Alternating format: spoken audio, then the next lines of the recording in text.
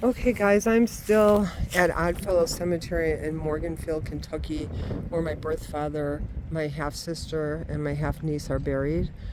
There's also another story here that's associated with my half brother, and his name was James Pleasant.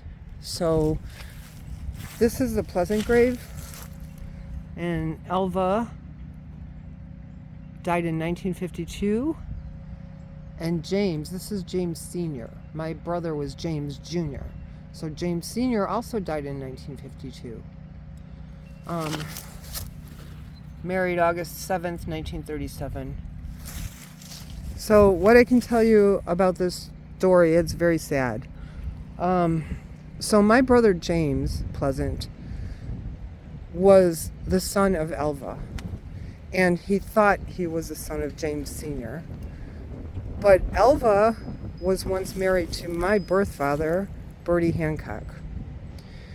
I guess James Sr. here was a very evil man, as everything I read and been told. He was just horrible. He was, a wife beater. He was abusive. He was a drunk. You name it, he was it. So Elva had left my dad, my birth father, Bertie, and went and married James Sr. Because there was so many arguments between them and things that went on at home because of James. She left James, Elva left James, and went back to my birth father, Bertie, for a short time. For, I guess, a couple of months. Well, then she left my dad, Bertie, and went back to James Sr. over here. But she went back to James Sr. pregnant with my dad's child, which would be James Pleasant Jr. But she never told James Sr. that baby wasn't his. She told him that my brother James was his child.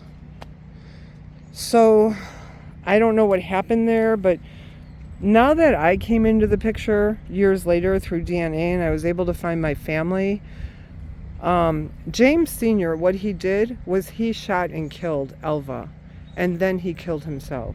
So it was a murder-suicide, a very sad story. And James, my brother, was just a young boy. I think he was like 14 or 15 when all this happened.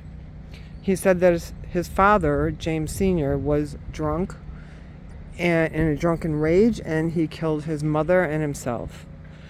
But now that I'm back in the picture, I came around because of DNA. I found my father's side of the family. They're thinking Elva may have told James Sr. that James Jr. was not his child, and that might have caused that whole blow up to happen. Either way, it's very sad. It's ridiculous. Why do you need to kill someone or kill yourself? Just go your separate ways. It's that simple. And then my brother was left without parents since he was a young teenager. My brother is James Jr., and he passed away about 2 years ago.